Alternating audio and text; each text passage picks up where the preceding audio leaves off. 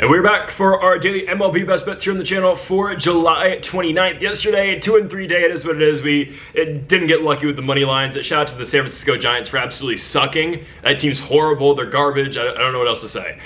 We will get our get back today on the Giants. Just you wait. You know who's pitching today. Anyways, we've got our 5 best bets today for this July 29th slate. Shout out to the Nationals for winning yesterday. I'll get into my little Nationals spiel, obviously, when we talk about our Nats best bets, our best bet. Of course, no graphics today. I'm going to be out of town for the next couple days, so we're going to have all of timestamps in the description down below, so you can go to a bet you want to see. Before we get into the video, folks, make sure that subscribe button down below for some more daily MLB Best Bets here on the channel. On Greedo Plays MMA, we posted our UFC Fight Night Tyra versus Park full card predictions yesterday. We're going to have our PFL best bets, or predictions, excuse me, later today as well. UFC best bets likely on Thursday this week because of the whole shift in the main event for the UFC at the Apex this week. So, okay, let's get into the first of our 5 best bets, kicking things off with the only morning game today at 9:35. We're going to go to Camden Yards for the Baltimore Orioles and the Toronto Blue Jays, and we are running it back with the Toronto Blue Jays. I know, they are underdogs this time around. They lose yesterday and sold the bread for us. It is what it is. A horrible outcome yesterday for the Toronto Blue Jays. Baltimore really put it on them, winning the game 11-4. Now back-to-back losses for the American League best Toronto Blue Jays. I just don't think Baltimore is able to win back-to-back games against Toronto. I get it. You know, Charlie Morton's going to go today, and Unk actually has been pretty good this season. Well, correction, he's been good recently. Most of his starts as of late have been really good with the exception of the Tampa start.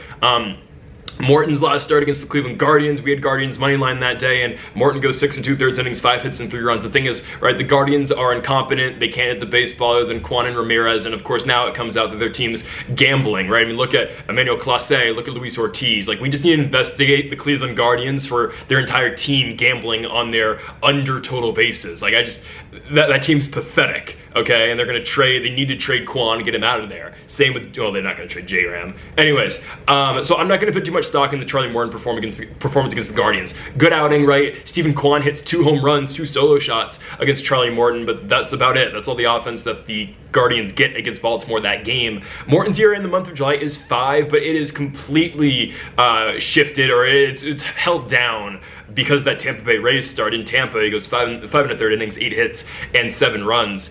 So far this season, though, right, Morton with a 5.48 ERA. The month of June was great for him. I only really had 1 bad start, and that was against the Athletics, so an ERA of 2.88 in total in the month of June. Again, Unk has been getting better as the season is going on. For the Toronto Blue Jays, we know this is a doubleheader today, right? Eric Lauer is going the second game of the doubleheader for Toronto, so they have not announced a starter yet for this outing. That does get tricky. I am assuming it's going to be a bullpen game. I have not seen anything that the Blue Jays are going to be calling up someone from AAA. We saw that one yesterday for the San Francisco Giants, so I am assuming we're going to see a bullpen game today from the Blue Jays. That's fine. I think they're going to be able to do decent enough. Again, guys, this Baltimore offense, they have not caught fire. This is just random. They're not going to continue to hit the ball like they have been recently, okay? Over the weekend, that was a fake series that they played against the Colorado Rockies. The Rockies just suck, and we know that. 11 runs yesterday, that's great. I just don't see it happening again. Right? You look at this Baltimore lineup, I know they've won 3 of 4, excuse me. But the long ball yesterday really carried Baltimore, right? Ramon Laureano goes yard. Colton Cowser goes yard. You know, Adley Rutschman's back in the lineup. Obviously, Cedric Mullins goes yard. Kobe Mayo hits a home run. Again, I don't think you can depend on those guys out of Baltimore. Again, like a Mayo, like a Mullins, and like a Cowser. Those guys have not been playing great baseball this season. And, of course, you put Adley back in the lineup. That's great. Rutschman, though, let's not forget what he was doing prior in the year, batting .235. You know, it's just, they have 2 good hitters. It's Jackson Holliday and it's Gunnar Henderson. The rest of the team just does not move me at all. I think Toronto still is the all-around better lineup. I know, again, they've had back-to-back poor performances at the plate. I'm still more than fine taking Toronto here. And sure, right, the bullpen game gets a little bit tricky for us, but honestly, I don't mind this first game of the 2-game set today. You know, just because, okay, yeah, Eric Lauer is going to the second game. He's a starting pitcher, obviously, and he's been good this year, but Lauer's going to go 5-6 innings. What happens to the bullpen after that? We know, again, we are going to get the entire Toronto bullpen this game, or at least all hands on deck for the first game of this doubleheader. We're going to get every single guy in that pen for Toronto. And I know, again, that's a shaky bullpen at times. Just saying, if they trade for both Kyle Finnegan and Mackenzie Gore, hey, you know, there you go. You get an all-star closer. Regardless, though, I do believe they're going to be all right in this spot against Baltimore. I don't think, the reassertion of Adley Rutschman makes the Orioles that much better. They're still the O's. They're still actually 10 games under 500, which is crazy. I think we're going to be okay. I don't know if George Springer's playing today, though. Springer got hit in the head yesterday, obviously hit by a pitch. We'll see. Jimenez took a spot in the lineup, but obviously Vladdy's still hitting, obviously. You got Bo Bichette in there. There's guys, and I think Toronto's going to be okay, even with the bullpen spot. I think it's great value, honestly. The Blue Jays are a better team. This is a team that came off of winning a series against the Detroit Tigers. They swept the San Francisco Giants, and I know that's not a crazy feat after the Mets swept them, and maybe the Pirates are on their way to sweeping the Giants as well. But I'm going to go with Toronto Blue Jays money line here in the first game. The value for me is too good to pass up on. It is plus 115 for Toronto. Going to try to make a right, or correct their wrongs, from yesterday, selling us at Camden Yards in Baltimore. Okay, let's move on to the second best bet of the video. It is our Washington Nationals best bet. I'm going Nats money line. I know, again, I have done this quite a bit this season, and I completely understand that I have put too much into previous Nationals games. And I went, oh, the Nats look really good, and then I immediately jump on Nats money line in the next game. Well, here's the thing. The Nats have won 5 of 7, which is very surprising because, of course, the only time we take Nationals money line is when our best pitcher's pitching and the team gets him 0 run support against Zebby Matthews. But it's fine. The Nats are back in Houston, right? Same spot where they won the World Series in 2019. I'm going to proclaim if the Nationals beat the Astros today that they officially own the city of Houston. So let's hope that happens. Let's hope that's raining in Houston tonight. But regardless, the Astros are throwing Jason Alexander today. And Jason Alexander is coming off of a pretty bad start, if I'm not mistaken. Or season long, though, Alexander has not been good for the Astros. This is a guy who's been on multiple teams this season, but an 8.14 ERA in his last start, man, was absolutely atrocious against those Athletics. The start's not even in Sacramento. It's in Houston at Minute Maid Park, and Jason Alexander goes 6 innings, gives up 11 hits and 5 runs. That's just too many guys on base. Don't like it. On top of that, 2 walks, right? His first outing as an Astro, he went from the A's to Houston. First appearance as a Stro, he pitches against the Athletics in Sacramento, goes 6 innings, 3 hits, 3 runs. That's fine, but I mean, again, I look at that last A's performance. That is horrible. Okay? And the Nationals, James Wood did not play yesterday. That's what we thought was going to happen, and I still felt fine about going Nats plus 1.5, even without Wood in the lineup because of how bad the Astros have been. Guys, that doesn't change. The Astros right now, they are literally a AAA team. What is their AAA team? The Sugarland Cowboys? I mean, this is literally the Sugarland Cowboys that are coming out, or is it the Sod Poodles?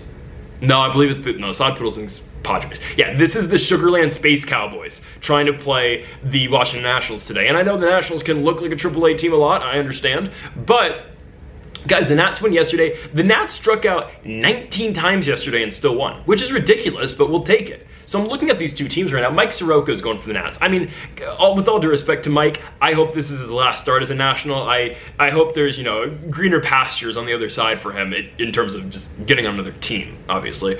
I believe he's going to be traded very shortly, probably not in the Mackenzie Gore trade, but Mackenzie's probably going, Finnegan's probably going, Nathaniel Lowe, please. I'm sick of Nathaniel Lowe, I'll be honest. Like, let's get Andres Chaparro back up here, and maybe a Yo-Yo Morales. But Soroka, maybe for the last time this season, because he's about to get moved, I can give you my Mike Soroka pump-up speech. His expected ERA is so much better than 5. I know, again, the discrepancy is not that big anymore because he's been pitiful recently. But actually, his last 2 starts have been solid. The Nats just don't win when Soroka's on the mound. Look at his last 2 starts. He goes 5 innings, 3 hits, 1 run against the Padres. Nats lose 7-2. Against the Reds, 5 2/3 innings, 2 hits, 1 run. Nats lose 5-0. They just don't get the guy run support, which, I mean, that's a common denominator with a lot of Nationals pitchers. I mean, hell, Mitchell Parker's pretty bad, but he doesn't get run support. Mackenzie Gore is our best pitcher, and he gets 0 run support.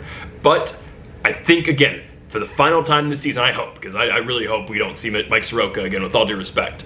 Mike Soroka is much better than the numbers indicate. He's trending upwards, and this is hey, for Mike Soroka, he's got all the motivation in the world today. You pitch well, you get to go to a contender. Because that's what the Nats are, right? We are just funneling guys through our org and sending them to contenders at the deadline, okay? For Soroka, if you pitch well tonight, you can end up on, I don't know, the Blue Jays, the Dodgers, the Brewers. I don't think the Brewers would take him. But, there are contenders that are going to take a pitcher like Mike Soroka and put him in the bullpen. I think Dodgers actually is a pretty good shout. Their bullpen's horrible. Mike Soroka could easily be one of the best relievers on the Los Angeles Dodgers right now. I know, again, they're just very hurt. So there's motivation for Soroka, and this Astros lineup is pitiful right now. They're injured again. They're the Space Cowboys, and we saw yesterday Brad Lord. Guys, Brad Lord took a perfect game into the 6th inning, or 5th inning. That's good stuff. So I'm gonna go Nats money line today. It's at plus 125 or plus 120. I don't mind it. I really don't. Again, I think we combine the fact that the Nationals looked all right yesterday, all things considered. James Wood got his day off, and I'm really excited that he's going to be back in the lineup tonight. And hey, overall team morale should be up. Dylan Cruz is going to be back in Rochester today on a rehab assignment. So, I mean, the vibe should just be up. We get our guy back in Dylan Cruz next week in that A's series, and then when the Nats get to go to San Francisco, so excited to get to see Dylan Cruz in person. It's spectacular. That's one way to put it. But anyways, going Nats money line today, plus 120. I will recap that full game yesterday in a second, but I really like the Nats in this spot. So if you don't want to hear the recap for the Nats game yesterday, just skip again 2.5 minutes. We'll get to our third best bet of the video. But real quick, man, what a win for the Nationals, right? The Nats strike out 19 times yesterday and still win. I mean, we got to all take a moment and just laugh at the Houston Astros. Framber Valdez, guys, lights out. You know, I got to give credit to where credit is due. Valdez is easily one of the best pitchers in baseball, but Brad Lord, hey, Brad Lord might be on that level. Brad Lord yesterday takes a perfect game into the 5th inning. I mean, this is a guy who was lights out in the bullpen. He was probably our second best reliever all year long, only behind Kyle Finnegan, who, oh, by the way, got the save yesterday. Trade value going up for Kyle. His time is limited here with the Nats, but trade value pumping up. Brad Lord yesterday, phenomenal for the Nationals. We just need Lord to go deeper into starts, really, because we have not seen Lord go past that 5-inning mark so far. If we can just see him build up in starts and go 6, go potentially 7, this is going to be a really good starter for us for the long haul, I truly believe. Shout out to Nathaniel Lowe yesterday. A big RBI double to send Josh Bell in. Nathaniel Lowe finally doing something, and Riley Adams, you know, Adams, he's not good defensively. He's got a good arm. He can't frame for anything, but I got to give Adams credit. He is going to close his eyes and swing big, okay? That's a little disrespectful, but Riley Adams does have power, hits a huge opposite field home run yesterday against the Astros. Nats win 2-1. They win the baseball game, okay? So a surprising outcome to say the least in Houston, but something about the Nationals at Minute Maid Park, right? We just own this team. You know, I'll take you back to 2019. Do I have to? Like, something about opposite field home runs in Houston. Riley Adams, man. I mean, I don't know which one's bigger, the Howie Kendrick one in Game 7 of the World Series, or Riley Adams in a game in July. But the Nats now have won 5 of 7 games. Don't look now. The Nationals are hot. We're what, 18 games under 500? I'm just saying, an 18-game winning streak gets us back to 500. We're only like 3 games out of the playoffs. You know, I mean, we could sell at the deadline, and hey, we might see Jake Irvin pitch game number 1 of the wild card round. You know, sign me up for a bout with the Philadelphia Phillies in the first round. Obviously, I'm joking, but am I? I don't know. Hey, we've won 2 in a row. We've won 3 in a row. Crazy. Here comes the 22-game win streak to get us back in the playoffs. Come on now, let's go. We're fine. We're heating up in the month of July with the Nationals. Anyways, give me the Washington Nationals again, money line today, plus 120. Okay, third best bet of the video. I will be in attendance in San Diego, California for the San Diego Padres and the New York Metropolitans. Funny enough, probably legitimately maybe the 2 teams I hate the most in baseball. The Dodgers are up there. Anyways, I dislike the Padres strongly, and you know how much I dislike the Metropolitans. I'm going with the Metropolitans though, okay? We bet on the Mets 3 times in a row over the weekend. Basically because the San Francisco Giants suck, and it hit for us every single time. We're taking the Metropolitans again today. And hey, we bet on the Metropolitans yesterday, but we didn't bet on the team. We bet on Honey Mauricio. And Honey Mauricio hits a solo home run to tie the game in the top of the 9th inning off of Robert Suarez yesterday. I'm telling you guys, that dude's a monster. He needs to be batting higher in that lineup. And if I'm the Mets, I'm not trading that guy. I mean, if I'm the Nationals, though, or if I'm any team in the majors, if Mauricio is anywhere near the trade block, I am going out and I'm getting that guy. That is a young star that the New York Mets have found who's a switch hitter. I mean, that guy is great. Anyways, we're looking at the New York Mets and the San Diego Padres today. Mets minus 125 on the money line. I am going to be taking them to beat San Diego. For the main fact first, a pitching matchup, it is Sean Manaea and Ryan Bergert. Originally supposed to be Manaea versus Yu Darvish. Instead, Bergert's getting the start, who's been pretty solid this year. The thing about Ryan is he's not going to go deep at all into a game. Max, he's going 5 innings. I mean, this is a guy who is pretty much... At the beginning of the year, he was an opener, and he would get the opener tag, but he's been going deeper into starts recently. Again, he's not going past the 5th inning. He's not. So we are going to see the San Diego bullpen, which I understand is great. They had 3 All-Stars this season. They had Jason Adam. They had Robert Suarez. They had Adrian Morjon as well. I get it. but they used Suarez yesterday. They had to use some relievers, obviously, when they had, the walk-off victory. Elias Diaz, the walk-off single, is what it is. Some voodoo magic going on in San Diego. But ultimately, Manaea in the big 2025, it is what it is. But Sean Manaea so far this season hasn't been bad, right? He's pitched 12 total innings, given up 3 total runs. It's not bad. He's only gone 5 so far. That's been his max in his last start against the Angels on July 23rd. Went 5 innings, 2 hits, 1 run. I don't mind this, though. And again, guys, the problem that I have with San Diego, it still remains from earlier in the season. The bottom of the lineup is so bad. It's so pitiful. And sure, they got a lot of production out of it yesterday, right? Like, I saw Johnson got a big hit to drive and run. Obviously, Elias Diaz, it's the walk-off. That's fair. It's just, I can't trust this Padres lineup when ultimately there's 3 good hitters on the team, and then it's just everybody else. And in all fairness, Tatis has been shaky this year. Luis Arraez, I don't care what anybody says, oh, his WAR is not great, oh, he's not a statistically great player, he bats .295, I don't care that, oh, he provides no power from first base. He did actually homer yesterday. Like, Luis Arraez, I think, is a phenomenal first baseman. I get it, again, there's guys at that position that you could possibly get that are better, but I don't know, I like Luis Arraez a lot. We know how good Manny Machado is, right? This is a premier player in the sport. Jackson Merrill against the lefty, though, not sold. Xander Bogaerts sucks. Nobody's telling me otherwise. He had 3 hits yesterday. That means he's going to have 0 today. And the bottom of the lineup, right, you got Johnson, Cronenworth, Diaz. We'll probably get a Maldonado appearance today. I'm not moved. I look at the Mets. The top of the lineup needs to show up, man. You're paying these 4 guys so much money. And sure, Soto hits the home run on Sunday Night Baseball. Lindor's been horrible recently. He did have 2 hits yesterday, but his other at-bats are uncompetitive. He's striking out every single time at the plate. Guys, Nimmo, Soto, Lindor, and Alonso yesterday, they struck out combined 11 times. These are your big money makers at the top of the lineup, and they're playing like that? Come on now.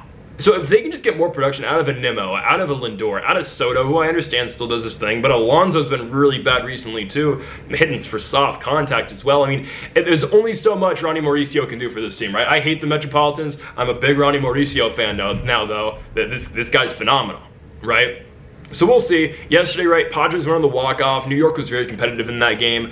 Took the lead early. Mark Vientos hit a grand slam, which might be the last big that's not many. This is the last big Mark Vientos moment in New York, because again, I do expect him to get moved fairly shortly. But anyways, I'm going to take the Metropolitans here. Like the pitching matchup. Berger's not going to go deep in the game. Sean Manaea, I think, is going to be serviceable enough. And compare the lineups, right, I do like the Mets more in this spot than I do San Diego. Lefties for lefty against San Diego. Arraez lefty doesn't really matter too much, but like Gavin Sheets gonna have to go lefty. Jackson Merrill's gonna have to go lefty. Jake Cronenworth's gonna have to go lefty if he's in the lineup. Yeah, that's gonna favor New York for me. I'm gonna go with the Metropolitans to win at Petco Park in San Diego. Give me the Mets to win at -125. Okay. Let's move on now to our fourth best bet of the video. And guys, we have to do it. This is not becoming a segment, but it just happens to be the case again today. We got an unk. We're fading an unk today. Yesterday we tailed an unk and obviously did not go our way. Thanks Dick Mountain, Rich Hill. Actually, it wasn't Rich Hill. It was actually Spencer Strider. No, Dick Mountain actually came through for us yesterday. I don't know why. Yeah. Anyways, shout out Dick Mountain.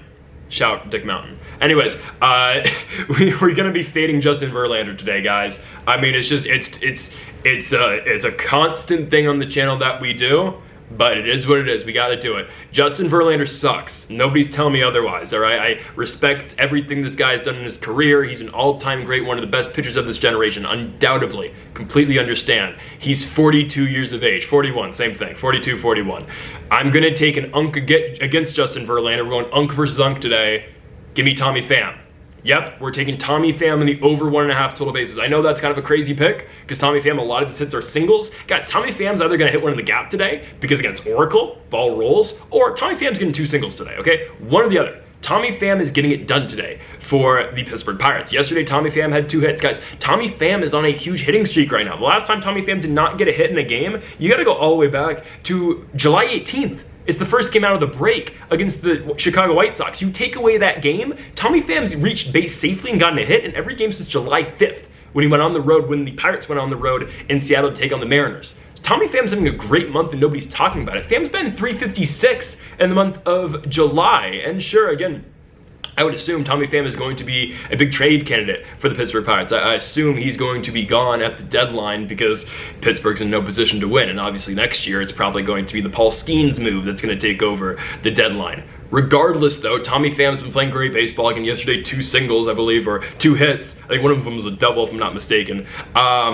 But yeah, he's getting, it was 2 singles, but still, he's getting Justin Verlander today, guys. I know Verlander's last start against the Braves. Oh, wow, they won a game. I mean, about damn time. Justin Verlander is now 1-8 this year as the pitcher on record for the San Francisco Giants, 4.7 ERA on the season. And again, that is as much benefit, or that ERA is obviously way down because of that Atlanta start where he went 5 innings, gave up 1 hit and 0 runs. That just goes to show how atrocious the Braves are. But of course, Atlanta, beats Kansas City yesterday, but the Royals are the one to score in the first inning. It is what it is. Again, shout out to Dick Mountain, came through. That is an unk we can rely on. We don't rely on Justin Verlander, though, right? So I'm going to take Tommy Pham, who's actually 5 years younger in this matchup. Pham 37, Verlander 42. Again, guys, this is a plus 350 hitter in the month of July.